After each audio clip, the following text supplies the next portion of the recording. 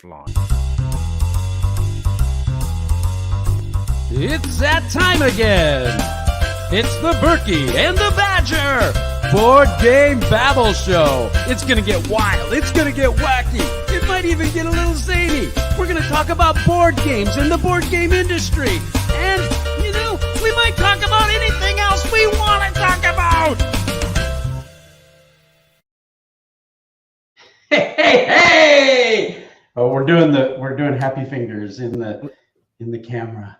Yeah, because my happy mouth is behind my happy fingers. Oh, sure it is. Hey! Welcome to the Burky and Badger Board Game Babble Show. Welcome to Babblot, where I am the good King Burky. And welcome to Gesture, Badger the Brave. Enchanté. Welcome. Hello. Welcome to Babblot, where we're going to babble about babbly stuff. Board games in particular. That's right, folks. King Burky, who is in the royal palace of Babblot, is he's on the other side of the pond, basically. And me in the south end, the slum end of Babblot, is in Europe somewhere around there. Yes. In the lower depths of the slime. Yeah, in the low depths of the slime, but where we like board games as well as the king there. So. Well, welcome to the show, everybody, to the show. Yes, this is episode 90. Back. This is episode 93. Yeah, 93. Wow. Yeah, we're getting there slowly. It's been like 22 years that we've been doing this podcast, and we've only got to episode 93. Who's counting anymore? 93, 94, whatever it takes. Well, I've got to count because I've got to record, edit the podcast and then do the scripts. And so it's always good to have one before to know where I am next. And so I don't so you need a number. In the titles. Nothing, but you need it. Yeah. So anyway, what's happening in this episode? Well, we're going to have quickly have a roundup of rumors and bits and bobs which have been happening in Babylon, what we've been up to. And then we're going to talk about the things that make us go, before we interrogate our mischievous prisoner who is in our Babblot dungeons. We're going to be interrogating them. And then after that, we're going to have our usual Babble topic, which is not usual, but yeah, we're going to be talking about GenCon, which has just recently happened. It has recently happened. John is in the kingdom of Babblot. Welcome, John. Yes. Don't sit in anyone else's chair. Be careful. Yes. There's thorns and staples. And yeah. Trent he gets a bit peculiar when people sit in his chair when he's not here. So just the big one. Well, welcome, John. So we're going to do that, and we are going to talk about a couple of things. It's been a little while since we've done a full board game battle show. We've done a couple here recently, where we did our Woods of Evergreen, where we talk about the games of yesteryear that we think stand the test of time. And we just got done talking about years 2000 through 2005. You can see that on the YouTube channel or on the Facebook group if you're interested in the games we think stand the test of time. But we've been awfully busy in Babylon. Barry, what have you been doing over there? Oh, what have I been doing? I have been DIYing, which is my least favorite profession. Why have you been dying? I don't know why you've been dying. Oh, not dying, DIYing. Do it yourself. Dyeing shirts? No. I wish I could have dyed shirts. You're the guy at the beach, aren't you? I wish I was at the beach at the moment because it's extremely hot, and this hot weather has pushed the grapes in the vineyards over here to the extremities. And next week I'm going to be out in the fields with Phil Lynott. But no, with Phil Lynott. But anyway, I'm going to be out in the fields collecting those wonderful champagne grapes to make some wonderful champagne. And you live in Epernay, the headquarters of Champagne, right? Yes, I am indeed. And so I am keeping my nose to the ground, and my bouche is plein avec lots of grapes. Yes, I knew that. Yes, and making some, Some ratafia. Yes, yes, I know that. As well. Yes, Yes, yes, we Chief do all that. Inspector Clearfield speaking. Yeah. So yes, I have been busy and going to be busy, and of course, working with Sirenscape still, producing role-playing soundtracks for board game for role-playing games. Cool. So busy, busy, busy, and yourself, Sire. I know that throne doesn't, stay warm all the time. You keep getting off and doing stuff. You've been busy. It's been pretty busy, pretty busy. We've been really super busy with our fulfillment. Our dining covers for Game Toppers finally have arrived in Seattle. They supposedly are en route to Minneapolis, and they will soon be going out to the world, including England, where you're formerly from, and 18 countries in Europe, and Australia, New Zealand, and even the Philippines, and I think a couple to Singapore. Yeah, very cool. We're getting ready to ship all those containers, so it's been crazy busy, but the delay of the dining covers has caused some challenges, so we just started shipping out all the United States orders rather than just waiting. So we're almost done with the topper shipments in the United States even, which is a remarkable feat within 3 months, where we will be totally fulfilled from the Kickstarter that we just had. But we have about 3 weeks where you can still late pledge on GameToppersLLC.com if you want to get in on some of those package specials and all that kind of stuff. But that's been crazy busy. So I was unable to go to GenCon. We're going to talk about GenCon, but we've been all hands on deck type of thing. But then, as we do in Minnesota, yes, sure, you betcha, we like to go camping, and you have to book these things out 3-4 months ahead of time. And so we have booked a couple camping trips, and so we've been out camping. And wait for it, this Friday I'm going camping again to Itasca State Park. This is the headwaters of the Mississippi River. We're bringing our big 32-foot camper and all of our meats and grilling tools, and when we camp, it ain't hot dogs and beans, baby. We're going another notch. Bam!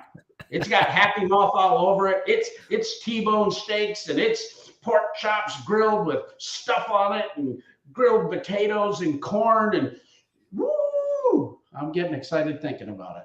I'm quite surprised you don't do camping in your own garden, because you can probably get lost in your garden.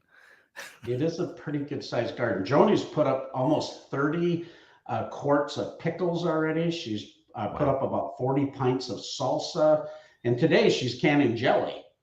I think she's making peach preserves.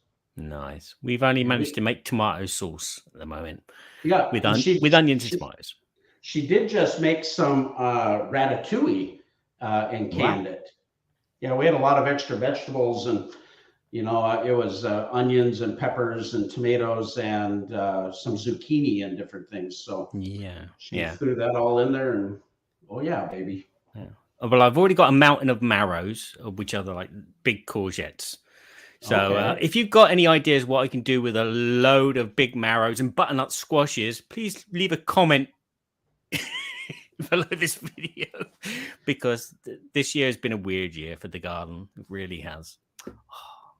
But anywho, we can and freeze a lot of that stuff, so that's always good times. But we might as well just move on, because we do have a special guest with us in the dungeon. But right before we do that, we have a very special a sponsor in Arcane Wonders.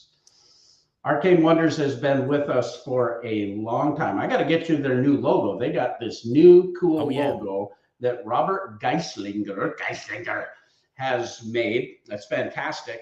And they have just been pumping out some goodness. I got to tell you, Furnace, Picture Perfect. Of course, they've got Smartphone, Aquatica, all of these amazing games.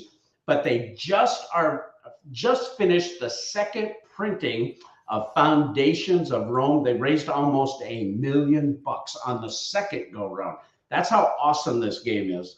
It has moved up into my top 10. My daughter, Maddie, she thinks it's her favorite game of all time. The production is like off the hook. These monuments, you just can't wait to look at them, and you just you just mesmerized by them. Of course, we did the big Foundations of Rome mat for Arcane Wonders that you can get in all the different game topper sizes, but you can also get a 3-foot by 5-foot and a 3-foot by 4-foot version directly from them. And we're going to be making them a play mat that actually has all the board game pieces for the actual board versus the cardboard, which is super cool. That's something new that they're adding to their campaign. This new Roads expansion that is now made available is actually getting a lot of buzz about what's going on. Emerson Matsuchi, this guy he's a genius in my mind for a designer. Love him as a person too. I mean, he's just fantastic. But you will be able to late pledge for Foundations of Rome pretty soon. They're getting the pledge manager up. The campaign just ended. But sounds like this is going to be the last or the very limited edition printing of it. And you'll be able to take advantage of that at arcanewonders.com. And with that, we can move on to... Wow. We can see the guy downstairs now in the basement. He's in the Firefly dungeon. That's right. And Captain America, don't forget where. Captain America, yeah. No, Firefly is all that counts. Yeah. Yeah, more Serenity. How about this view? Is this good? Just peeking over the edge. Yeah. That's your new logo. Big glasses and a cap. Yeah, right. It's Mark Streed of the Board Game Corner and Dice Tower Reviews. Yeah. Yep. Of course, you're not doing a whole lot with Board Game Corner right now anymore.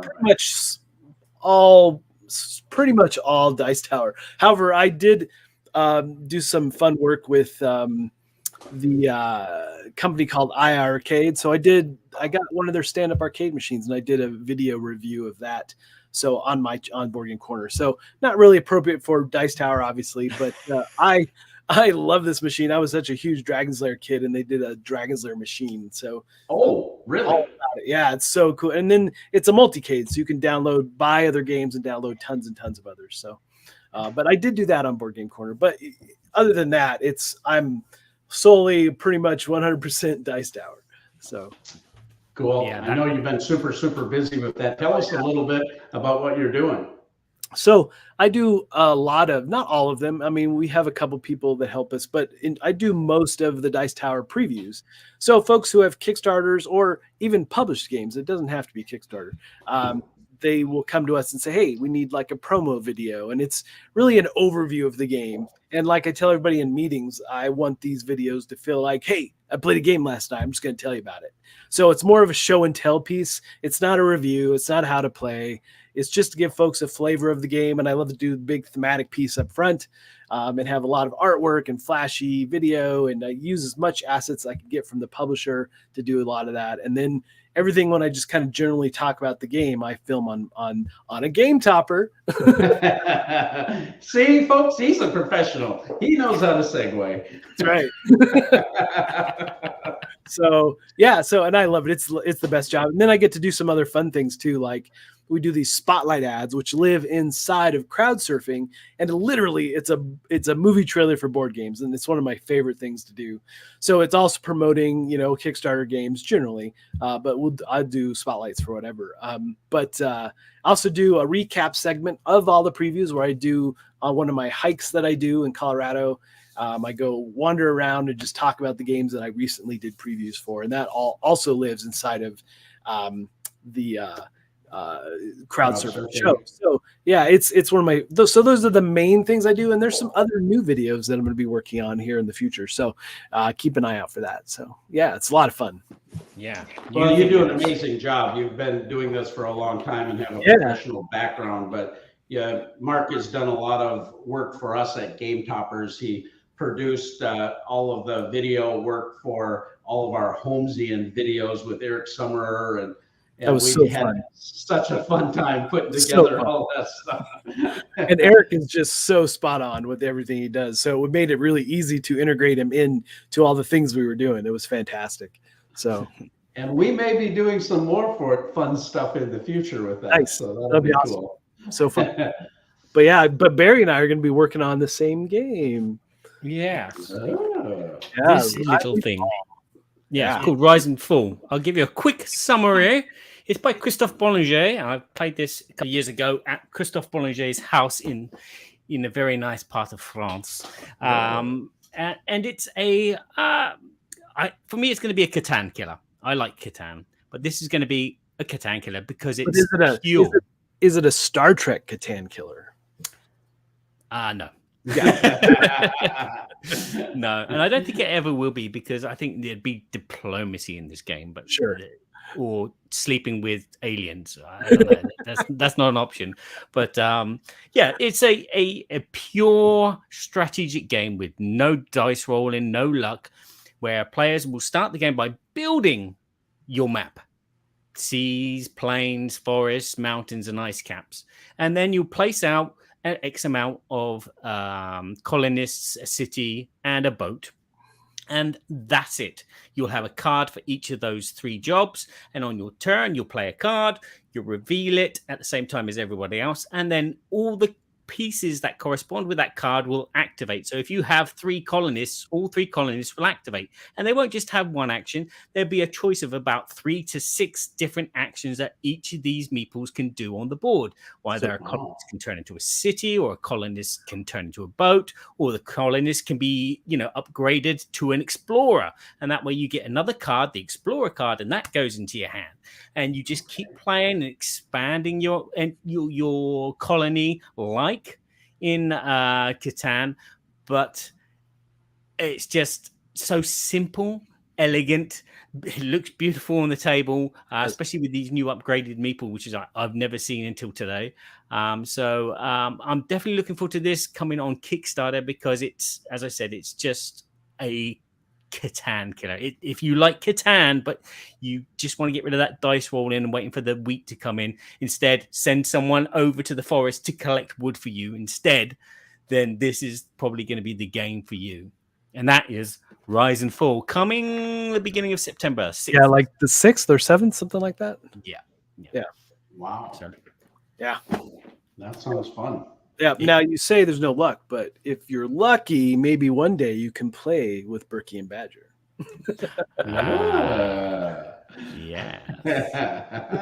I like that. We play against and see who is triumphant. So yeah, that would be good. Won't be me because I'm too busy just changing my tactics every. That's funny you say that because with the preview games, the way I play games now is so different. It's literally I just play them to do everything once so I can talk about it. And so I find myself when we just sit down to play things doing the same thing. It's totally changed how I look at games and what I do. And I'm not even focused on winning. And I'm just like, okay, this is different. So I'm going to try this just to see how it works. And it's always that kind of thing. So yeah, that's the same with board game reviewing. The same, you'll play a game and you'll play it in one kind of façon, as they say in France, one kind of strategy, one technique, or one kind of way that you play, but that you won't touch on some of the other parts of the game. And it's like, okay, I need to play this game again, but need to play it differently. In some games, you have to play like 10 times to really get a good understanding of how these mechanisms mash together, and that can really take a lot of time. And so like reviews don't come out as quickly as you want them to, whereas like fruit salad, it's like, hey, boom, that was fun. Okay. And with previews I don't have to worry about that. It's just me generally talking about the game, so I play maybe once, twice is the most that I get any game played, because it's just me talking about what you can do. And then previews are all paid previews. So I'm always quick to, say 1 or 2 things that I like about the game. But in general, I always follow that with, but if this looks like something of interest to you. Mm-hmm. But I'm not afraid to say words because it should be about the excitement of gaming. And I still want to say, hey, I like this thing for me, kind of thing. Yeah. It's not everyone's. So we got Chris, the charity board gamer, is in Babblot. Welcome, Chris. Chris has been kind when I've not been able to get to some of the conventions to take some pictures of all the game toppers everywhere. And Mark even sent me a couple pictures while he was off showing off game toppers and all the different publishers. It was a challenge because I was running from meeting to meeting, and it was it was like, oh, as I'm running from meeting to meeting, I'll see if I see any on the way. Yeah, no, that's for sure. Well, it was much appreciated, but Of course. it's like one of these deals too. We're going to talk about in the Babble topic, we're going to talk about the trip to GenCon and all the different things, but that's something GenCon's always been kind of near and dear. And so not going is bothersome. Yeah. To say the least.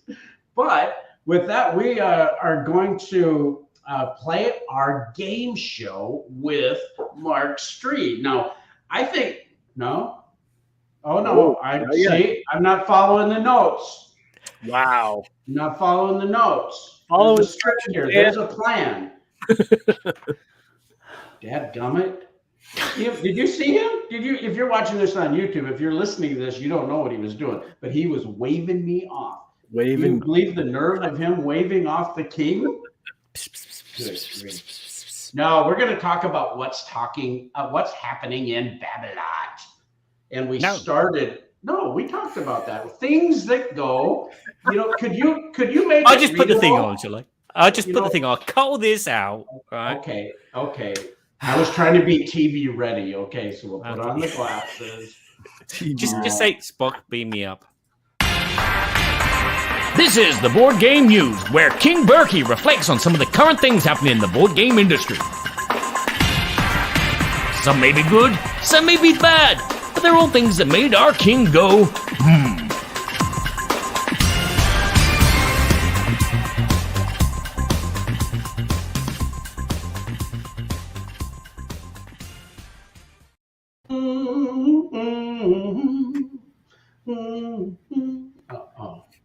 I'm just amusing myself. Thank you. No, that wasn't the end credits. So don't sing yourself out and say, and yeah. But anyway. Hey, I have just a really quick one because Barry has one that he wants to talk about and can do a better job of. But one thing that made me go, is I noticed my good friend, I think good friend of all of us, he's been on the Burky and Badger show a couple times in the past. And I first met this individual way back when I was the good sheriff of Nottingham with Board Game Theater. And I met the incomparable Scott Morris.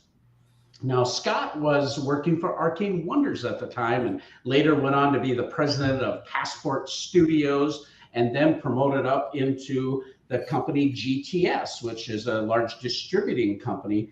And Scott has a YouTube channel called Crits Happen, but not unlike Mark, business started to take over from some of the hobby things he was doing, and he became very prolific in the marketing side of board games. And a lot of folks know Scott. He goes by the name Tox, T-O-X, and he recently took a huge job from Lucky Duck Games.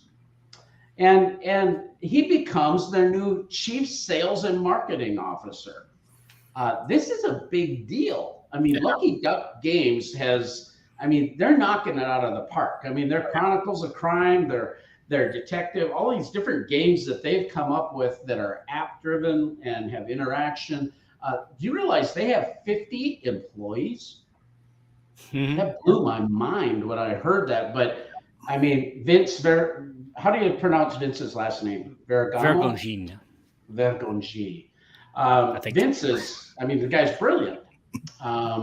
Vince and he brought alongside a lot of really top-notch people on his team. And Scott now is a part of that. And I just went, I think he was doing pretty well with GTS, and I think he's doing better now. Oh, yeah. And I thought, this is going to take that company probably to a whole nother level even. And so congratulations to Scott Morris, Vince, and the team at Lucky Duck. And it just made me go, it's interesting to see people succeed, and very, very happy for them. Yeah, definitely. And, he's a really good friend. So I got to talk to him beforehand and after, and just about all the transition and things that were happening. And I'm really excited to see what he does, because I'm sure he'll take it to the next level. Yeah, that's really cool. Yeah, it made me go as well. That did as well. I was like, cool. Awesome. Because Lucky Duck Games, they just don't produce their own games. They actually get the rights of other games and then distribute them throughout the world. So like a French-based company like Sorry We Are French had the game Ganymede, which was only produced very locally in France, but Vincent picked it up and he worldwide and distributed a really good game, which I really love. So cool. Yeah, I agree. So what have made you go Badger? What made me go after our last podcast, our Woods of Evergreen, I spoke about one of the titles, a game which I love playing and still love playing, which is called Heroscape. Oh, yes. And I immediately, the next day and with the day after that podcast, I set it up on the table and the kids are off from school. And so we played and I was like, this is good. It was a bit hard because one of my kids is 5 years old. And so it's like, doesn't understand how to go up terrain, but you can understand moving one space after another. And obviously didn't understand dying. And when these characters died, there were tears. There were tears. But anyway, not long after that, all the people on Facebook that I know were publishing pictures about Heroscape coming back. And I went, because this is, I don't know, it's just a game which just kind of, I'm not a war gamer, but this game is a war game and I love it for its simplicity. It's wonderful components, and it's just eye candy on the table for anyone that just walks past it. And I'm so happy to hear that it's coming back, and I can't wait to see. Same, I'm with you. I've got like 4 giant tubs full of it. So it's a game that you can never put back in the original box. It just doesn't work well. No, that's all I have left, and that's all got the minis in, and I probably broke a few by doing this. So. But yeah, I'm super excited. It's been a game of love for years, and always just production is off the charts for it. And the cool thing is a sandboxy kind of feel because you can make up whatever scenarios you want. It could be a thing you use. I've had friends do this. I've gotten together and use all the components and miniatures as part of their D&D campaign. All kinds of things you can do with Heroscape. So yeah, it's awesome. Yeah, that was something I always wanted to do. Is if I ever played D&D, is to have that out as, you can build a castle, you can build mountains, you can build underwater city, whatever. But I never got around to that. Who's making it? Is that a Hasbro? It's Avalon Hill, which is Hasbro. It is Hasbro. Yeah, and so they're not crowdfunding or anything. They're just producing it, right? Well, they're doing it on their Hasbro app if you go there, and they do kind of a crowdfunding thing within their own environment. So if you go look, like I think they're going to have a Nerf gun that is the replica of the Aliens plasma rifle. So I jumped in on that. It won't be out till next year or something. So they have their own kind of internal kind of way they do those crowdsourcing kind of things. Yeah, kind of a pre-order marketing campaign type of thing. Okay, I'm gonna have to look out for that then. Kabuki Kid is in Babblot. Welcome. You missed all the good stuff. Everything else from here is going downhill. So I'm sorry, but let's go, Kabuki. I think it started going downhill the minute we hit play. Maybe it's possible. It's quite possible. Well, that's the things that make us go So we're going to move on to our next segment with our guest, Mark Streed from Dice Tower Previews. What game is behind the door? You got it right. Someone in Babblot has been a very naughty person and been thrown into the dungeons of Babblot. But Burky and Badger are nice people, and they're going to give them 3 questions to try and worm their way out of their prison sentence in What Game is Behind the Door?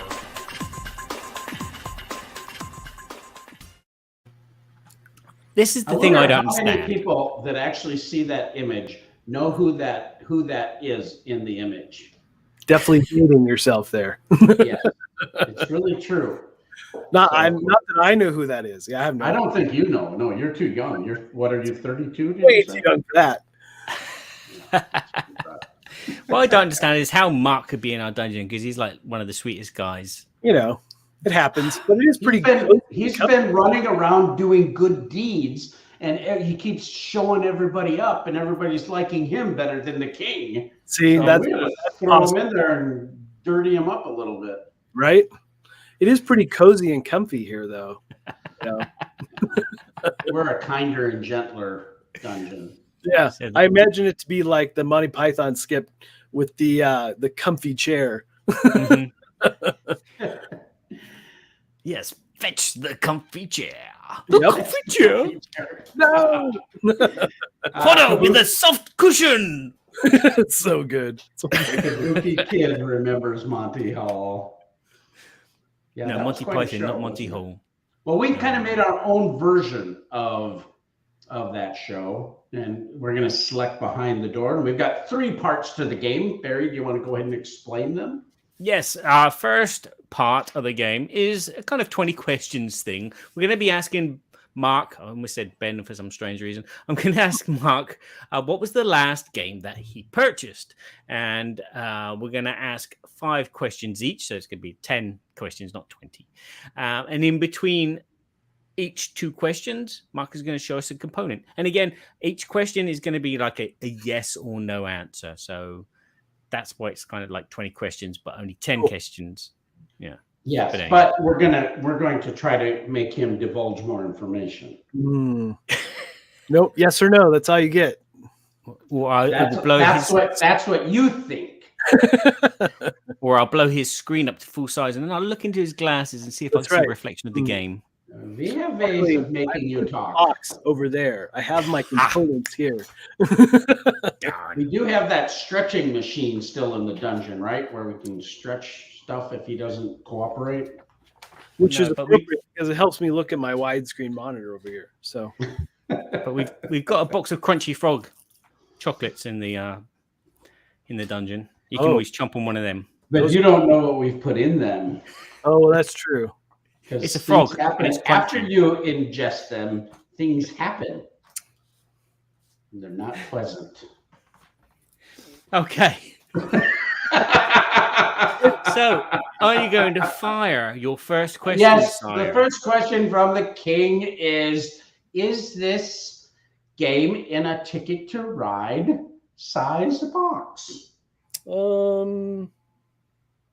Yes-ish.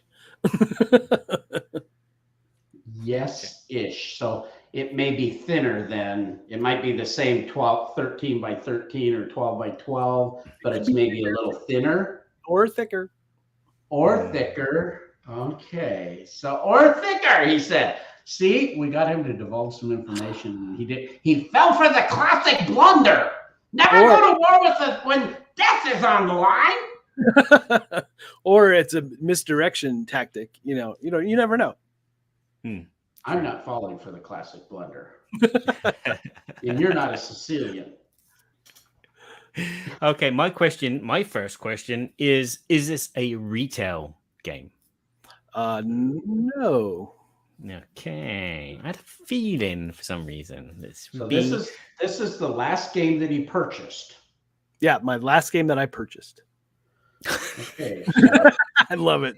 Yes, exactly. That narrows it down to about 2,500,000. Yeah. Now my first component clue is going to probably just totally give it away. Are you ready for this? Wonderful. Are you ready? Are you sure? Yep. Okay. Now, you're doing the grandkid thing now. Oh, green meeple. Totally gives it away, right? Totally. Yeah.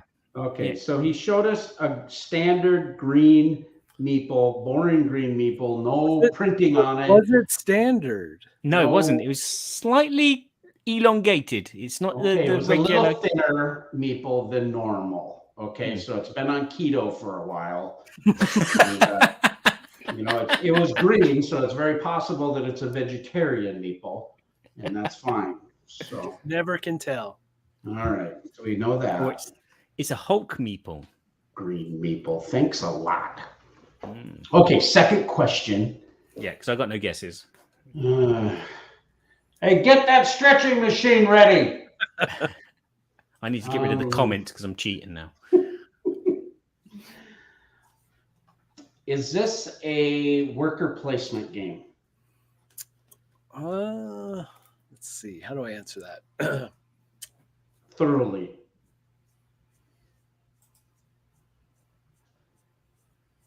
Not in the traditional sense. So, But you are placing meeples somewhere. No, don't That's think it. that's the You second said question. Yes or no, and he goes, not in the traditional sense. So yeah, maybe it's worker placement, maybe it's not. How are we yes supposed to or know no? anything? instead of yes or no, I'm going to say kinda. Kinda. Kinda. Coulda, woulda. There's going to be an asterisk by this if we don't Sure. get it. This is valid. Is there a deck building element? No. Okay. No deck building. No deck building for you. Okay. Component moment number 2. Oh, Oh man. Okay. Oh, man. This is certain to give it away. I'm sure. I'm just positive. I mean, you totally. Oh, good grief. So he's got one of these little multi-sided hexagonish yellow resources. It looks like the resource trash can from Scythe, I think, kind of. or the could be any number. uranium. It could be any number of things, you know? It's yellow, so it could represent gold. So it's definitely a euro. I'm sure it's gold. Absolutely. It could represent. That's a lie. That's a lie, Stephen. It's representing a trash can. Look at his eyes. Look at his eyes. The royal polygrapher, come quick! Put something on his fingers.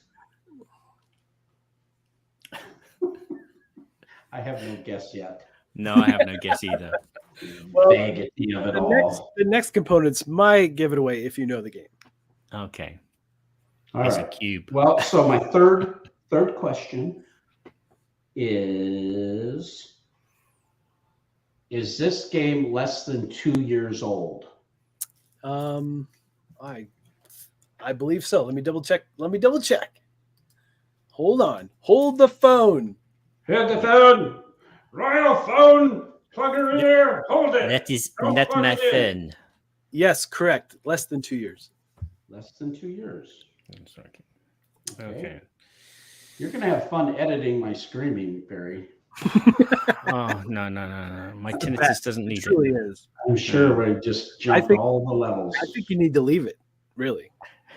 I'll put a compressor on it. I'll just The whole compress thing is your crap volume down anyway, to about so- that much. And then put a reverb on so you sound like you're in the distance. Yeah, do that. Keep our high production values I at will least minimally bad. Okay. My next question. I've totally forgot about the game that we're looking for. Is this game set in Europe?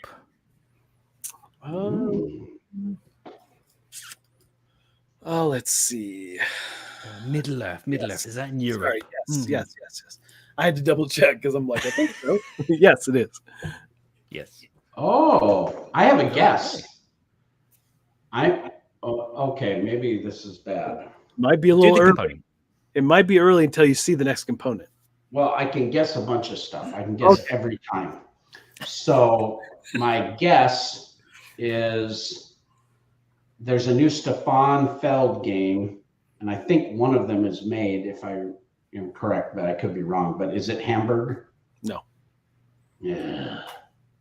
Hmm. All right. Okay. You ready for Barry, you have a guess, Barry, or? No, not yes. I haven't seen the component yet. Okay, well, yeah, you're right. I should have seen the component first. Wow. Does it look like a little cone? It does. Or a Is carrot. it orange cone or is it a carrot? It's Wolf's nose. It's and It's a wooden cone, isn't it? it's fairly large. wow. Yeah, it's a lot bigger than the meeple by the look of it. Yep. You were doing a forced perspective trickery thing. Though. Who knows? It's possible. He's actually Okay, Doctor Strange. So there's a cone, an orange cone. I don't remember seeing anything like that. No. Might be a Oh. scoring marker. I might actually. Oh. Yeah. It's when you parked in yeah. that no parking zone, the police put 2 cones either side of your car before they clamped it. Exactly. That's exactly right. Yeah, that's right. Okay, no You guess. said it could be bigger than a Ticket to Ride box. Do you have a guess, Barry? No, I got no idea. Okay, so number 4, he said he thought this would give it away. It's not deck building, but it's within the last couple of years, because I remember seeing a game that had the I haven't played it, but it's a maybe they made a remake of it. It'll come to me. Today, Hooks. Today. Move it. Is this? I'm going to ask that question. Is this game a remake game? I don't think so. Not that I'm aware of, anyway. So this is a new game. Okay. And I guess it's possible, but maybe. Yeah, I don't think so. Not that I'm aware of, anyway. Maybe I'm wrong. Okay. Does this game involve a war? No. No, it's not war. Okay. No more. Okay, component Okay. moment number 4. Oh, this is the one that. I had to pick one of these, but Oh my god. Oh, it's a trolley or a train. More like a trolley, little red trolley with silk screen printing on it. possibly. Well, you didn't. You put it down right away. You didn't. It looks like an electric trolley car, Or tram. Or a tram. pan. Okay. Pan to the left. So, do you know what that is, Barry? Narrows down the epoch. The era, sorry. Epoch. Epoch. Yes, epoch in era. Epoch. Ooh. I'm trying to think of any recent games. No. I don't know what this is. Okay, number 4. No, number 5. Number 5. I mean, is this a pick up and deliver game? Yes. Okay. Well, that's helpful for somebody. The components are too cheap for a Days of Wonder game. So, oh God. I'm kind of wondering if this is you got a It's question. a pick up and deliver. You still have a question, yeah. Yeah, I still have a question. Are there other vehicles apart from the tram? No. Okay. Good grief. So it's something to do with the So tram. it's a tram pick up and deliver game. Okay, and then the final component. Is this Oh, going to man. be the Achilles heel? It might be. Let's see here. Well, there's like a buzzer or a bell. Oh, good grief. Now that I did not expect. I didn't expect that either. Those are all normally in like a really cheap party game. I'm like, no. Oh, there was that makes me think. There was this one thing that was just people were just talking about.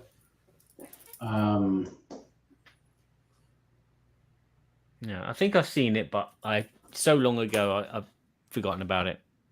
Yeah, I think I know what this is. I give up. I quit.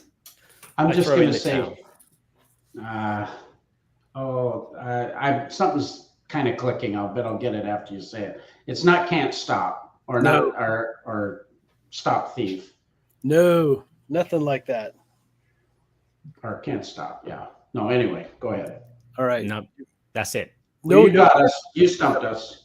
All right. So So what it is it? is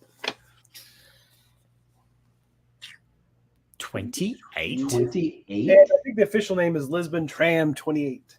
So Oh. Lisbon. look at the bell is awesome because it's as you come up behind other players with their tram, you get out of the way, you ring your bell. You have your little meeple tram, and then you have over here, you'll see that there's your actual tram where you're picking up passengers and taking them to monuments. The monuments are the cones that I showed you. And Okay. Wow. you deliver them and you collect, all the money. I feel like it's I would rather play it than Ticket to Ride any day. Wow. Wow. I've never heard of this. What has this just recently been published, or Well, what's the deal? 2021, and there may have been some other version of it before. I don't know, but yeah, it's Meebo Games. Look it up on BGG. There's some great info. I actually ordered it direct from which site did I can't remember which, but it was it came with some promo cards as well. And Corey Thompson of Dice Tower News or Dice Tower Now told me all about it, and that's where he's like, you got to try it. And so I tried it with the family, and they were huge Ticket to Ride fans, and they're like, wow, this is really fun. So you're picking up the meeples and such and taking them to the destinations, and how you organize that is interesting because, you have to map out your path and there's some trade-off with the cards about how many you can spend versus the type of people you're dropping off and so forth and things of that nature. So what are those little hexagon? They're for your player board, I think. Off the top of my head, I can't remember. I haven't played it for like a month now, but can't remember exactly. Yeah, and there might be score markers. It might be score. I think it's something related to scoring. Okay. Okay. Wow. Cool. Yeah, a good game. It really is fun. You should check it out. The board is big. It's a fun play area. I was really surprised. And Corey, like I said, told me all about it, and it's super easy to engage with. But the fact about how you organize your drop-offs and your pickups of the right meeples at the right time and which monuments you get and so forth. And then also the whole bumping into other cars as you move across the tram is fun because you can push people out of position, which is really fun. So cool. So you've heard it here first. Ticket to Ride Killer is the Lisbon train 28. But you also have to understand that we played Ticket to Ride since my kids were little, and I'm a little burned out on it. Yeah. Okay. Yep. We just played Ticket to Ride Asia with teams. Yeah. Ooh, that sounds interesting, though. And that was fun when you're doing the teams because you get one shared card and one shared ticket. So when you're drawing the two cards, you're going to grab one into your own, and then you're going to put one in a general pool, and either of you can use it. But you can't do a lot of talking. You can kind of say, no, don't use that, but you can't really say why or where you're going to use it. And you just have a little bit of common knowledge between your both of you. And then you have your individual tickets you're trying to do too. And then you're in the big Asia map. So cool. Most of these names, I don't know them nearly as well. So it takes you a while to figure out what you're doing, And so, I would Mark, there are these things called expansions, which can, take you to other countries and give you extra rules. I don't know if you've tried them all. Oh yeah, and I definitely prefer those over the original. Right? I just can't play the original anymore ever again. No? Played a lot. It's just I've just played it so much because it was so requested by the family, and I'm like, not again. But the newer versions and all the new maps and things do make it intriguing for sure. Yeah. Yeah. All right. We'll change that. The second question. Game. Yes. Is the game that he is most excited about getting. So he hasn't got it. Right. It's not come out yet, or It is out, but he hasn't got deep enough pockets at the moment to spend. Exactly. Or time. Or time. Yes. Because all I play is prototypes since I am Cult of the Future. Yeah. Yes. And in this round, he's going to doodle for us. Well, he has already doodled for us an image, and we're going to have to guess what it is. Let's close the comments so I don't get any clues from Kabuki. Here he is. Mark. He's going to do a screen share because he's done it on his tablet. Let's see. What did the doctor say about that? I have to stand up because my watch says stand up. You're almost there to your standing limit. It wasn't that I was excited, okay? You're not excited. Let's see. I'm going to share. I think this is what I want. Yep. Okay. I'm going to share right here. I don't even know how this knows if I stand up. Why don't I just raise my hand and then it thinks I stand up? You talking about new technology in your phone, are you? In your watch? Just avoiding dead air here. All right. Okay. This is a top-notch TV show. High quality, 5-star, super stellar superstars like Mark Streed and Serenity. Yes, show your picture. All right. Can you see it? It says no. We see nothing. We see your hold on. glorious face. Let me Malcolm Reynolds. I'm trying to share not my whole screen, but the actual preview. Let's see here. So you did this on the computer? I did. Good grief. We bring on top quality folks, people. They don't know how to show it to you, but they know how to draw it. Listen, the thing is, StreamYard is being weird about the permissions. So let me see here. I've got no we message. Don't give permissions, no. Yeah, it's telling me I don't have permission to share. Okay, so here's what I'm going to do. So let me, can I email it to you and have you grab it? Okay, let me do that. You can message it or email it, yeah. So I will I'll just drop it into Messenger for you. Oh, yeah, that'd be a good idea. That'll be quickest and easiest, probably. It's very quick. I drew two. Easy. So you drew two. So send them both. No. Yeah, send them both. I'll send this chart changing us. We're paying you good for this. Okay. All right. So it should be in your Messenger. I've got it right here. And there it is. Oh, there it is. This wonderful Picasso. That's right. This is maps. These are territories with a circle in the territory, I think. And this reminds me of El Grande. Nope. No, he's excited about getting this. Yeah. It's for those podcast listeners, it's a bunch of wavy white lines which make up some areas, and in 4 of these larger areas there are these little circles. It looks area control. Yeah, it kind of reminds me of Kemet as well. But Kemet's already out. Again, Surveying Legends. Yeah, I can't think of anything. It's reminded me of something else as well. These images, but I can't say it here. He's excited. Could it be Merchant's Cove? Nope. It could be, but it's not. But is it a map? He's excited about getting it, so it's probably a Kickstarter. Is it a map though? Who knows? Is it a map? What else could it be? I don't know. That's totally up to you to figure out. Hey, keep drawing. Show us some more. I do have one other image. It might be a total giveaway. Well, see, I know what your most anticipated game is. And so you said you weren't going to do that one, but I know that you wanted the new, it's the second running of the Dark Tower game from Restoration Games. But, I mean, you have to be more specific than that. Oh. What is it called? I don't know. All right. Return to Dark Tower. Yeah, but that's not what the expansion is called. Return to Dark Tower expansion. No, negative. You have to be more specific. Return to Dark Tower, Mark's nemesis. Okay.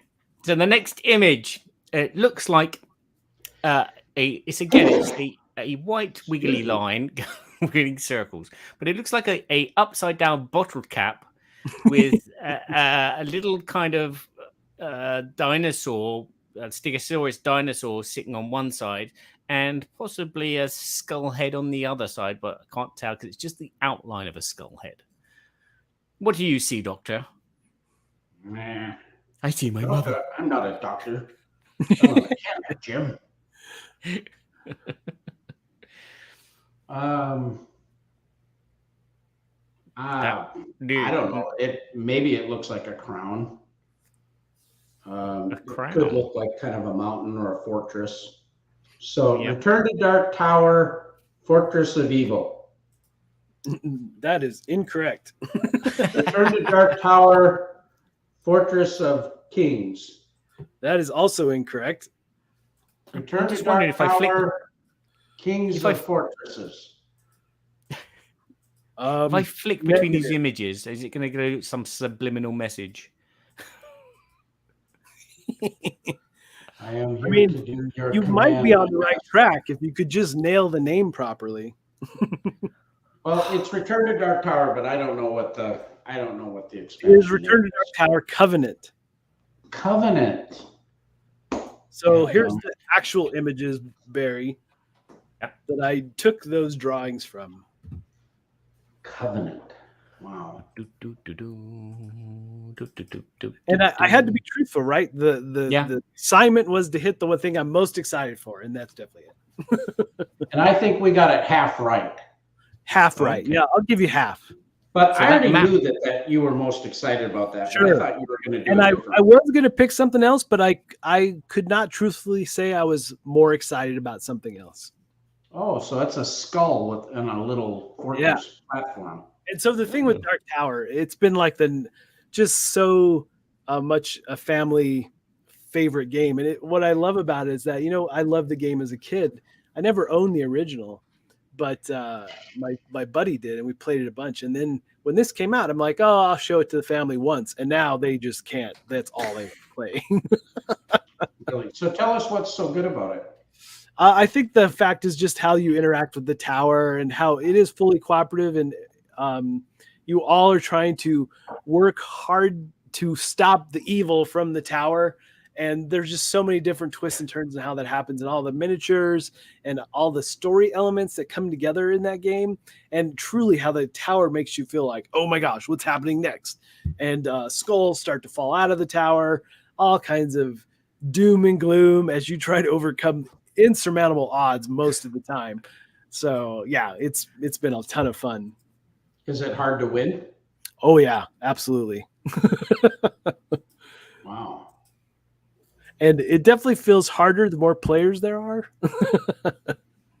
Yeah, Barry's flipping through. For those of you listening to the audio show, Restoration Games has this. Is this Kickstarter still running, or are they in the late pledge stage? I think it closed recently. I can't remember. So, and it was obviously the Kickstarter was a reprint as well. So you could get the base game and all that, but the expansion is what I'm excited for.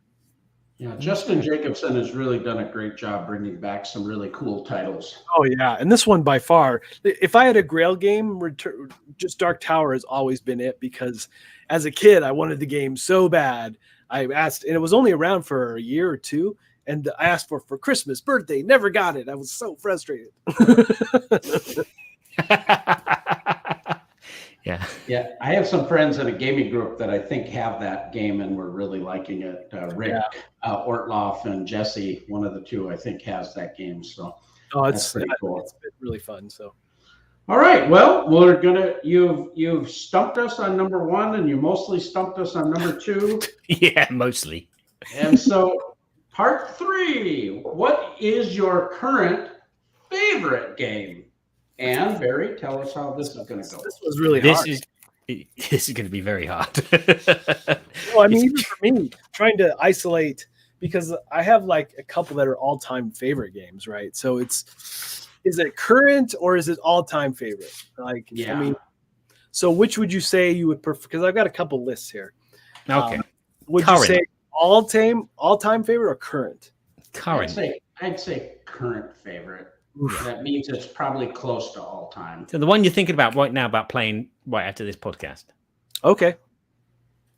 Oh, he made that quick. Interesting. All right. So he's going to give us the first word clue. 5 clues he's going to give us, and we get to guess after each one. It is spell. Spell. Okay. My guess would be something to do with Hogwarts. Don't know why. I'm not Harry Potter. Go ahead. No, that's it. No, pass. Lord of the Rings trading game. Ooh, Trading that's card a game. good guess, but no. Okay. Okay. Kingdom. Kingdom.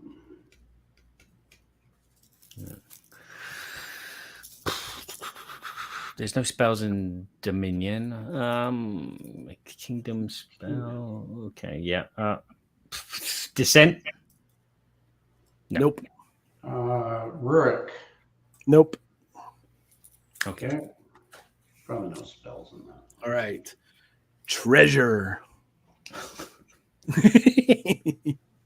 Oh, He said that with a pirate voice. so vague. You know why pirate jokes are funny, don't you? I want to know why Klingon jokes are so funny. Because they just gawk. Kronos. Okay. Treasure, kingdom, spells. Treasure. Okay, so we got kingdom and pirates maybe and spells. No, I'm gonna pass. Piratey. Oh no. Well, Dead Reckoning. Nope. That's a great game though. It's a good game. Really like it. Okay. Okay. Number 4. Number 4 is wait, make sure I get the right list. Dice. Okay. There's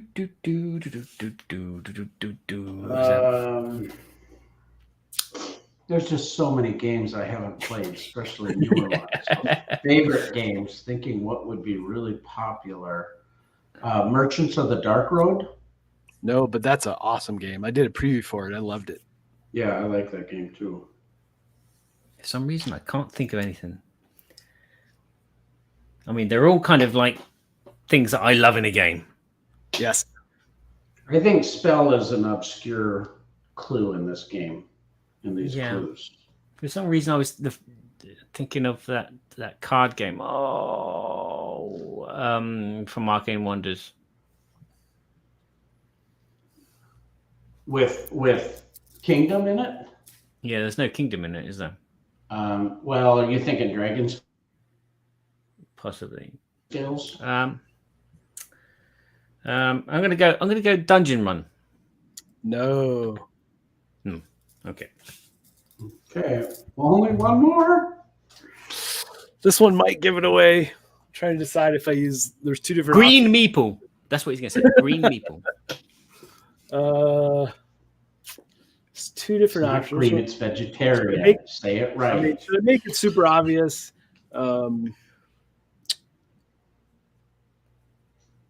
I doubt it. You know who you're dealing with here, right?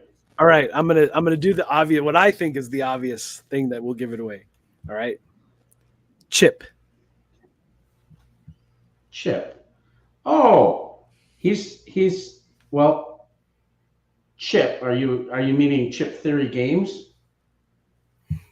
Could be misdirection. Could be misdirection. Could be a misdirection. Chip. I'm thinking of a burger stand. You know, there's 2 games from Too Many Bones, and then they've got a new one. I don't remember what it is. I'm gonna just say, but I don't think you have dice with Too Many Bones, do you? Yeah, you do. You put them in the thing. Too Many Bones. Yes. Yeah, I'm right. So Chip Theory was, and then chips. There's chips in the game, right? So I was trying to decide, do I do that or Trove, because I've got the big treasure trove box that you put everything in. So Trove was the least, obvious answer. Now, a lot of these clues could have easily been twisted to Return to Dark Tower as well. So it's a real toss-up for me between that one and Too Many Bones, because both are equally thought about. Should I play? I want to play right now. Okay, yeah. Wow. It's funny, you said chips, and I thought of motorbikes for some reason, and that totally threw me. Motorbikes, spells, treasure. I would have to say that being we are basically tied 1-1 and 1-1 on the second one, we must give him a release from the dungeon, but we might have to call him back and put him back in the dungeon at a later date. At a later date. You just can't tell, really. I'm going to have to skip town. You never know. No! Our minions will find you. You can't run and hide from us. So there you go. Too Many Bones is so fun. I love it. And, it's definitely a little daunting with the rules to get into, but there's some great videos out there. If you haven't seen it or played it, I would definitely suggest checking out the videos before you dive into the game. So yeah, I bought it, I got it, and the wrong chips were in it. I had two sets of the same chips, and it took them like 6 weeks. Josiah read all of the instructions. We had planned a night to play it, and then we weren't able to play it. Oh, and painful. He was bummed, I was bummed, and it was like we were geared up, and he had gotten it all down, and then it was like, oh, we can't play it, and then the interaction wasn't easy to get it replaced. And when I finally got them, it was like I had just lost all interest. Yeah, I get it. And then I sold it to my buddy, and he thinks it's a great game. So it's like, I wish I would have maybe been a little more patient with it, but it's hard to get into those big, heavy games sometimes with the limited amount of time I have, And Scott Morris is the one that really got me into it. So that he taught me how to play. And what's funny though, is that I haven't probably, every time I go to play, I would say that I have to consult the rule book. It's just too long between game sessions. So yeah, Scott loves this game. Oh yeah. That was why I backed it on their Kickstarter, actually. Yeah. So if you like big, expansive, adventures, you like story-driven, and that's like my favorite games is big, story-driven, thematic games. Both Dark Tower and Too Many Bones have that in spades. Now, the other one, my original favorite, would be Zaya. I love Zaya. Oh, I know you do like that. Oh, Zaya. yeah. So good. So that one also, it's not really story-driven except for some of the cards and things you're doing. Very sandboxy, though. I mean, you can literally be a pirate in one turn and then help people out in the next turn. So, yeah, which makes sense, doesn't it? Yeah, it does. I love the blind jumps in that game too. You could jump into the star Zaya if you're not careful. Yeah. I would love to play Zaya with you. That would be awesome. So fun.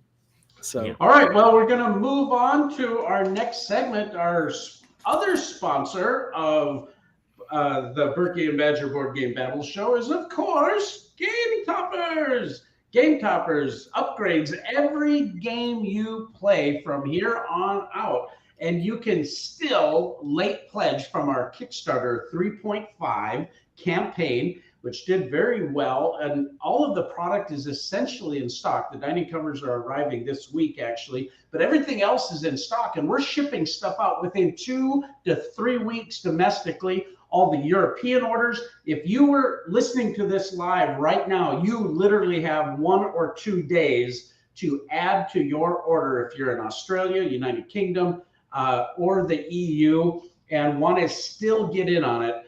The late pledge manager is open. That late pledge manager is going to lock down here in just a couple weeks. And then a lot of these incredible package deals that we offered and 25 unlocked stretch goals. A lot of that stuff is going to go away and is going to get migrated over to our web store. And of course, everybody knows that cost of goods have gone up. Likewise, our cost of goods have gone up, and we have to make some adjustments. But this Kickstarter was all about some incredible package deals. You can get the new leg kits for all of the models now, including our big Warhammer miniatures table, the Mycroft, 4 foot by 6 foot of glorious fun. And now you can have legs with it. Over 20 different styles of thematic game mats, cup holders, dice towers, some of the coolest mats from some of the top board game artists in the industry. And you can check that out on Kickstarter or go directly to GameToppersLLC.com. Hit the late pledge button. You can see all the goodness there and still get a chance to jump in on it. I know, Mark, you own a lot of Game Toppers product. Yes. Yep.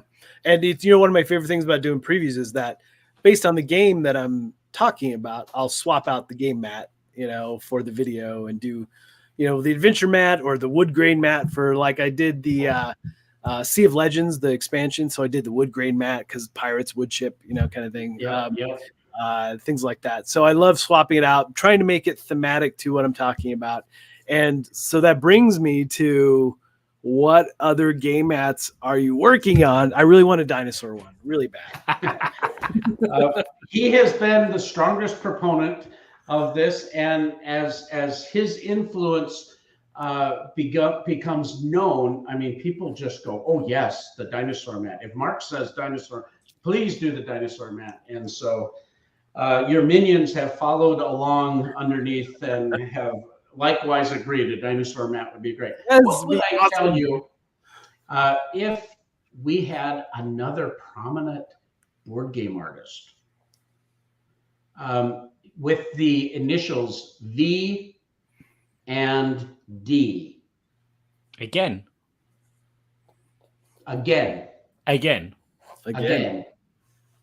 He has done one mat for us that's amazing. Yeah. You know who it is? I don't. It's Sir Vincent Dutray. Oh, yes. He did our Great Wall, our Asian theme mat, which fantastic. is crazy awesome. What would you say if we did an Egyptian themed mat? Oh, yeah. I would love that for too. all the games like Ankh and Amun-Re and Ra and Cleopatra, City of Architects. Yeah, that would be fantastic. But still, dinosaur all the way. We got a dinosaur. We have a lot of requests for a horror theme mat. Horror would be very good. I know you've got the Cthulhu one, but I think other horror mats would be great, just in general. Like a generalized theme would be great. Yeah, I think we'll do something like that. We also have a train theme mat, and I've been in discussions. I've been wondering why you haven't had that already. Yeah, that's coming, and that's we have discussions with Ian O'Toole to help us out with one, and a couple other new artists that are really going to be doing a couple cool things, a water map, and we're going to have a series of wargaming mats even. Oh, cool, good. Yeah, so we've got some fun stuff coming up in the future. But nice. What other mats you planned? Can you talk about that you have planned with like specific games? We're doing a specific mat for Arcane Wonders Foundation of Rome that actually has the actual thing, and we've also are working with AEG for Dead Reckoning with our new pirate theme mat because it goes so amazing on the pirate mat. I love that. I used it for a couple different things, and it's just such a great mat for things like that. So, what's your favorite mat? Oh, it's such a toss-up between like the pirate and the wood grain because the wood grain looks so good just in general. But I like the dungeon as well because that's obviously you pull out for any like dungeon-esque games, and the adventure mat. It's like the map, right? Like the old school mat with the ogre on it, and I mean, there's so many, right? It's hard for me to pick sometimes. So you have a lot of them because you got the space mat, and you have the Great Wall. I have the Great Wall. Yes, I had one of your first. I had one of the first ones you did. Yeah. Oh, yeah. So we showed it off in a video, I believe. So, but yeah, it's a great mat. So you have the Ryan Lockett. No, I need that one. I need. Give me Dr. Leo Mormon. I need. You should have Ryan do the work. I'm doing the work. You should have Ryan do the dinosaur mat. That'd be awesome. That'd be great if I could get him. Yep. He's a busy boy. Yes, he is. Yeah, he's awesome. I love his stuff. Okay, well, let's move on to our Babble topic.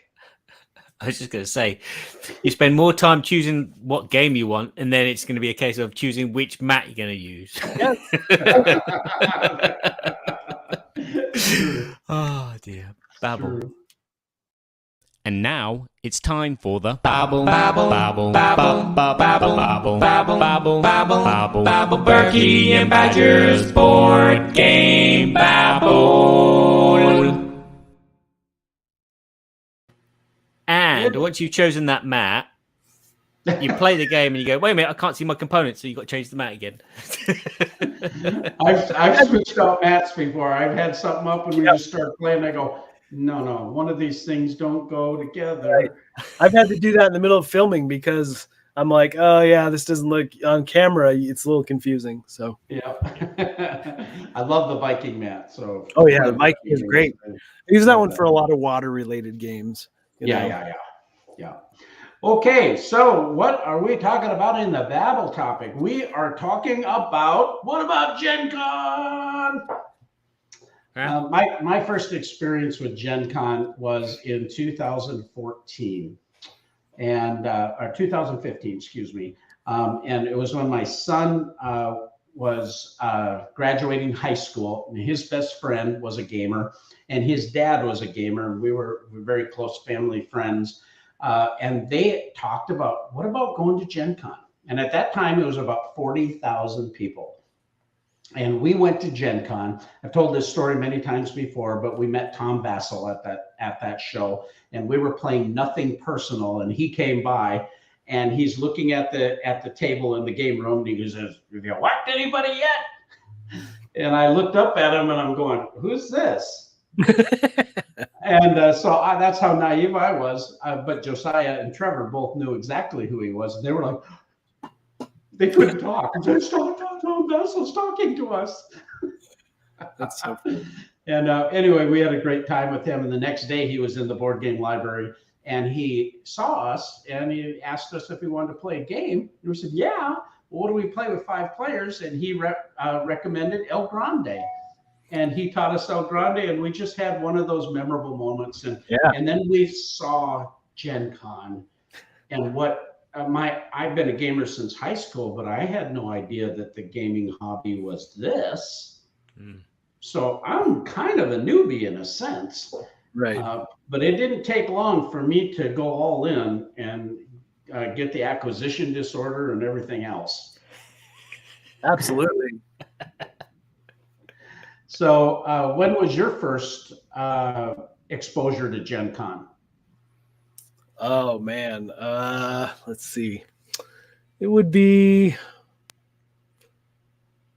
I can't remember, 8 or 10 years ago. One of the two.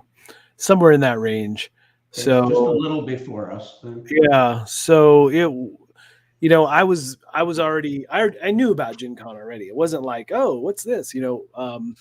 I've been around a lot in the convention circuit with my other job and so forth, and Star Trek and Star Wars and Back to the Future. So I kind of knew about GenCon, and I was always a gamer since even '79. I played D&D as a kid. So I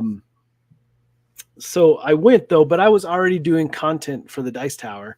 So I went and helped in the booth for my very first GenCon, and it was really fun. One of my favorite experiences about that is that my co-host at the time, Randy, couldn't go. So I was the only, of the two of us, the only one that could be there. And I was working the booth, and Emerson rolls up, "Hey, Mark." I'm like, I didn't know who he was. I'd never seen him before. And then he introduces himself. I'm like, oh my gosh. And I couldn't believe he knew who I was and all that. And so that was definitely a fun experience from that first time. And then just working. And what was also interesting is that I think that was the year Will Wheaton was there. And he actually waited in line to come by the Dice Tower booth. So I remember that. Yeah, so that was really fun. And I knew Will from before, because my job had been photographer for the Star Trek Official Fan Club magazine in like the late 80s and 90s. So I had met Will on set and numerous times. So Will is one of those guys I'm like, "Hey, you probably don't remember." And he's like, "You seem familiar." And then once I start talking to him, he remembered and so forth. So that was a fun, because he didn't expect to see me there at all. "What are you doing here?" We could have a whole show about Mark's history in meeting all of these Star Trek notables and some Star Wars and Lucas people and just amazing experiences. Yeah, even more recently in 2019, I was on set for the Orville. Because I got to be good friends with Peter Macon, who plays Bortus in that show. So, and again, that all comes from me working in the Star Trek world, because the convention I used to work in Denver, I worked that. I was a fan, and then I worked it, and then I was his guest. So Peter and I were both guests at the same convention. That's how we met. So, and then one of my favorite moments with my wife Anna was the fact that we went to Dragon Con, and Peter was there again. I'm like, I walked, "Peter, oh, Mark, what are you doing?" It was really fun. And she kind of met him, but hadn't. Anyway, we're there talking. I'm like, "Yeah, I'm going to be in LA in the next week or two to do some stuff with Geek and Sundry and things like that." And he's like, "Well, you should come to set." I'm like, "Yes, let's do that." And the funniest part about that is that he gives me his phone number, he gives me his email, and Anna she looks over at me with her jaw on the floor. She's like, "What is happening right now?" So all of that, we could do a whole show around that, but all of that dovetailed into, I'd been around convention circuits a lot, right? San Diego Comic-Con, all the different Star Trek conventions. We even, as the fan club, we did a convention in Chicago where Nichelle Nichols was a guest. So I actually got to spend some really fun time with her. Rest in peace. She was awesome. She was just so awesome. Definitely missed. But so anyway, I got to know all these people. And it was just an amazing, my favorite, again, sorry to sidetrack, but my favorite was DeForest Kelly, because he actually spent time reading the magazine. And the first time I met him, you're a photographer, you must be Mark. And I'm like, holy cow, my 20-year-old self was freaking out. I can imagine. I still have a bunch of those magazines. I've got 6 That's tubs awesome. of Star Trek memorabilia, and I have a whole stack of those magazines. But I had no idea that you were the photographer of all of those. I did. And it was, I had some on-set stuff I got to do. I got to do some convention stuff, but I did all the product photography as well. So, And so the Babble topic today is about Star Trek experiences and Star Trek Event Club. Bye-bye, so GenCon. But GenCon for me this year was all about meetings. I literally was running from one meeting to the next. I did get a little bit of time to do like the Dice Tower live event, went to that. But other than that, it was like social events in the evening and then meetings all day, just trying to round up business and show people what we do and so forth. So are a lot of new publishers, because you do the Dice Tower previews, we talked about a little bit earlier, but did you have a lot of publishers coming to you to pitch their game or to find out if you would be able to fit in a video? Is that what you were doing? All of the above. So new people, established publishers, some digital board gaming related stuff. That it's going to be a lot of fun to work on. So a lot of different paths, a lot of different, avenues of things I get to do and experience with this job. It's pretty amazing. Were you in the Dice Tower booth very often? No, I wanted to be in the booth, but it really was good that I wasn't, because I could literally just do meetings all day and run from one place to the next. So it would have been a lot harder had I had I've got 4 hours I'm blocked out in the booth, so I'll have to schedule around that. But this year I just went in as like a standard press person so I could be more flexible with meeting with folks. So, and I did several impromptu meetings too. Just went into the new exposure room, are all the prototypes, people showing games that are hopefully going to Kickstarter. There wasn't really a lot that excited me. One game though did. It's called Hike something. I can't think of the full title. Anyway, it's about hiking, and you have to deal with all the things that happen, potentially bears and things. But the game is beautiful. You have to, have provisions and all that kind of thing as you move through. And I love to hike here in Colorado, so it definitely appealed to me, and I can't wait to show that game off. That'll be really fun. So cool. But yeah, so for those that don't know, GenCon, after the pandemic, the first year we didn't have a GenCon, and last year they had a limited GenCon where a lot of the major publishers were not there, and then the attendance was down significantly. And yet overall the show went pretty well from what I heard from especially vendors last year. Now this year was scaling back up. In the past, I believe that the Turnstile GenCon numbers were around 70,000 tickets were sold. Yeah, I think so. And this year, what would you say the convention attendance was, or how did it feel compared to before? And then likewise with vendors and stuff. Yeah, it felt like a normal show. It didn't feel diminished at all. It felt like we were back at full strength. Was it as crowded as before? Oh yeah, especially come Friday, Saturday. It was definitely, walking through crowds and again, I didn't get to spend a ton of time in just the hall. I was usually at a booth in a meeting, on the next booth at a meeting, or in another room. So, but as I moved through the halls, it was. I definitely had that same vibe as, all pre-pandemic Did they have the running of the nerds out in the front to open up the doors, or? Yeah. Oh yeah. It was the huge mass crowd moving through, all the stuff you'd expect. So I heard the number was like 50,000. So they were down Yeah, about 20,000. they were down, but it didn't feel like it, right? Is what what I'm saying. It felt like a normal Gen Con to me. So, And all the major publishers, you didn't notice anybody missing really, or? Nobody that I was actively working with or looking for was missing. Yeah. So, nobody, there was not one person that I tried to meet with that I couldn't meet with or things like that. So, it was really. What were some of the new games and stuff that you have found there? Oh, the one that I'm most excited about that I did get that I haven't even cracked open yet is Cat in the Box. Because I hear about that. Yeah, Corey told me all about this not trick team. Kind of. It's kind of like Spades. Yeah, kind of.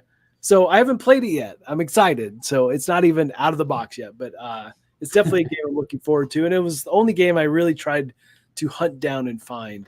And then for the family, I picked up, I don't even know if it's good, although Corey told me it was decent. So we'll see. The only reason I got it because the family is huge Doctor Who fans. So they have from Gale Force 9, they have the Weeping Angel game.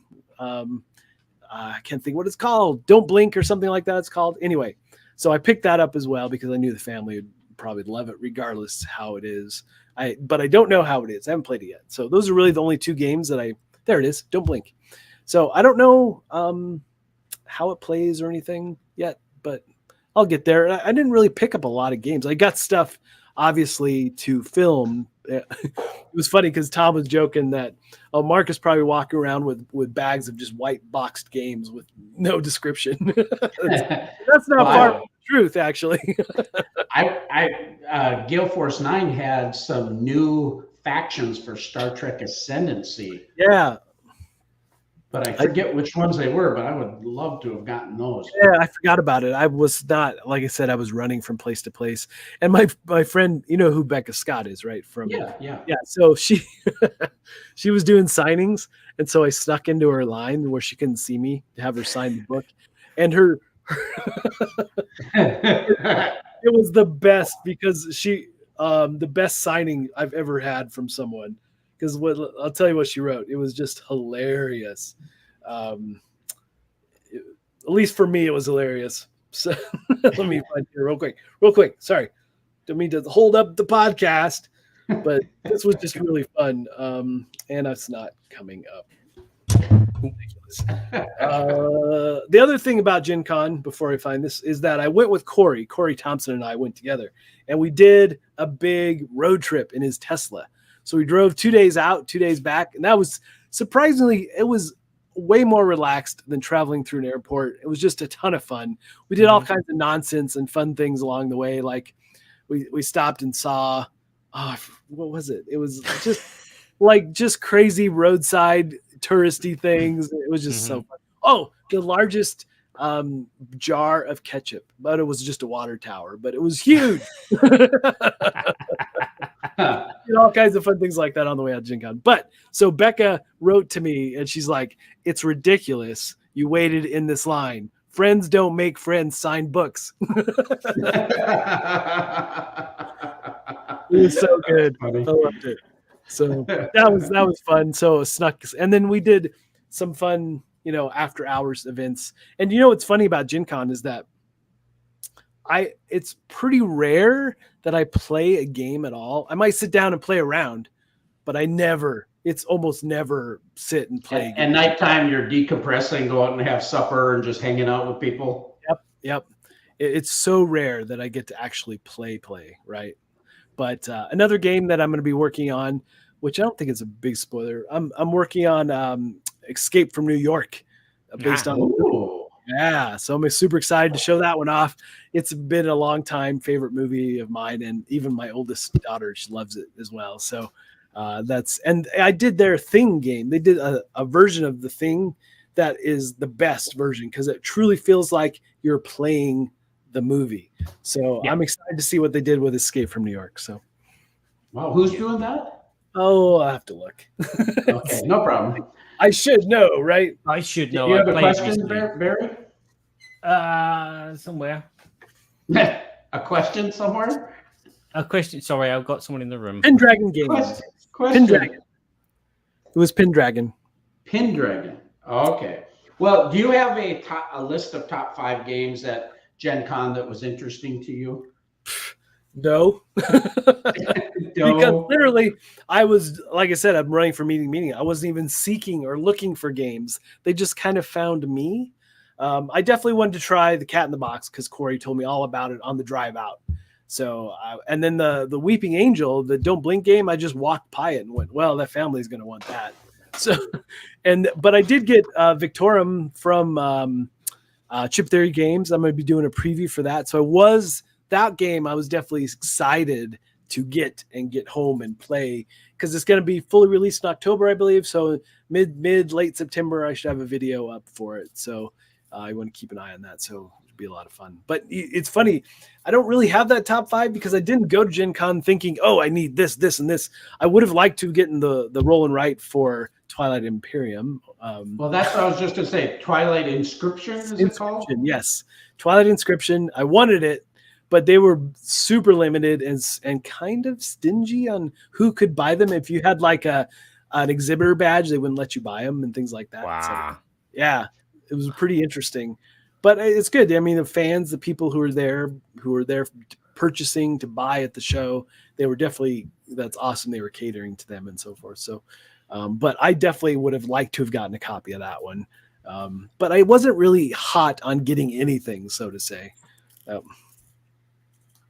Oh, Mark, cool. I'm glad. John says, Mark, your coverage of The Thing, the board my game, gosh. was helpful in deciding to back it, and I really enjoy it. No, thanks so much, John. That, I love that game because it's one of the few games that you could say, oh, okay, this is based on a movie. Sure, you get kind of the vibe. But the Thing board game, that version of The Thing, I felt like I was playing the movie. Like, you don't know who's like, an alien or a creature at this point.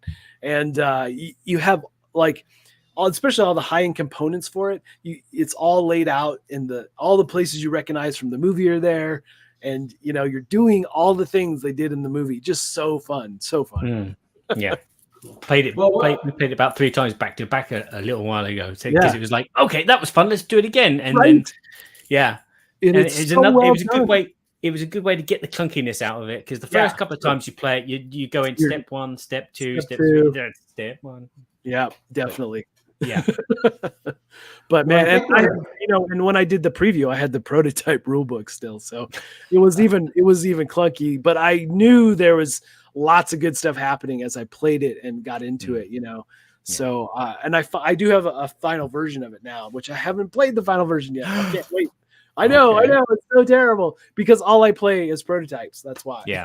Right, I remember those days. Well, I think we're pretty close to the end of the show here. But before we leave, was there any favorite experience or anything you want to close out with?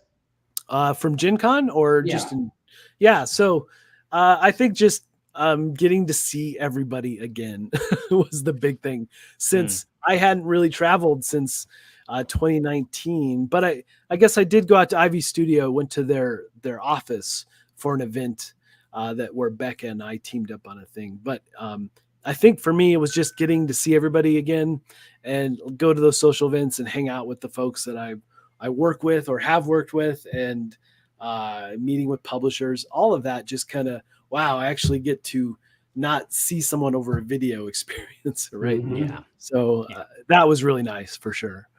Feel the humanity again, right? Yeah, exactly.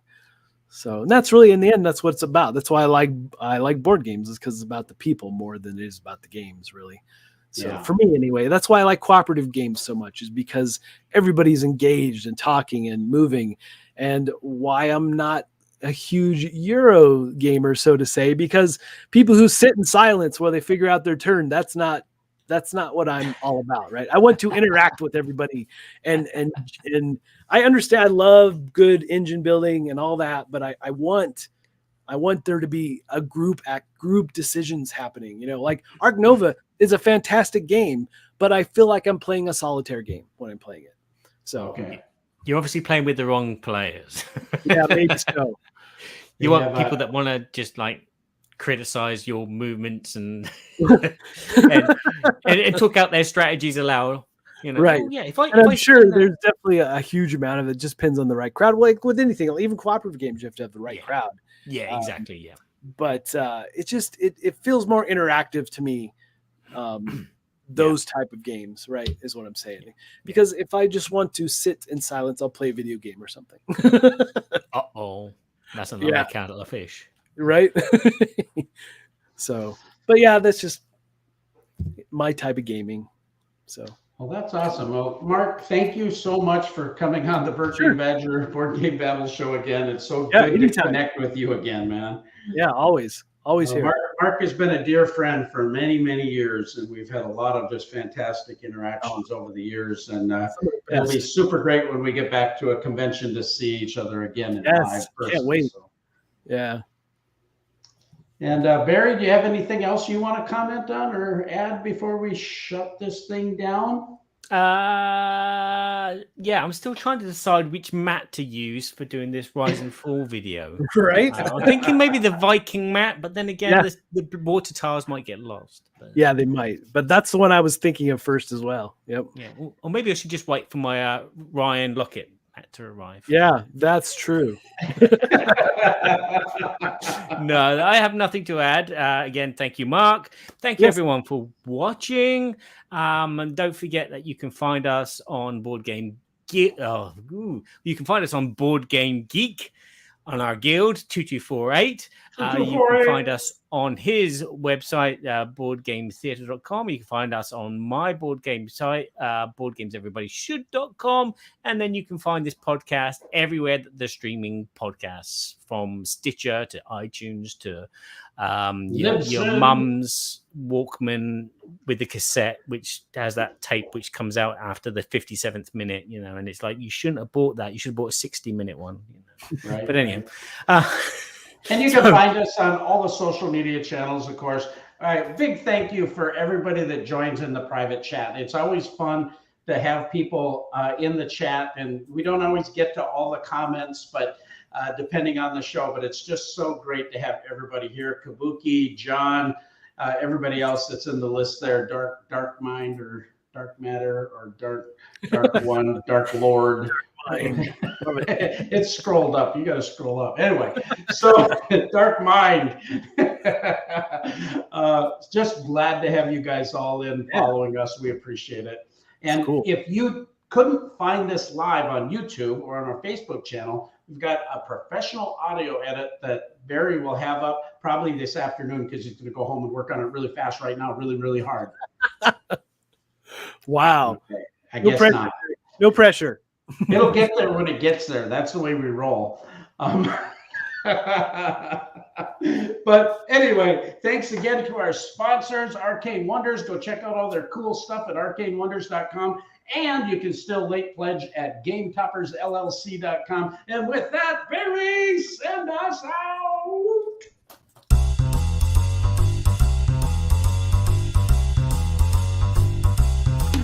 We're so glad we had this time together. Now it's time to go. It won't be long until we have another show. So keep us in mind, get online. Burky and Badger will be back in no time.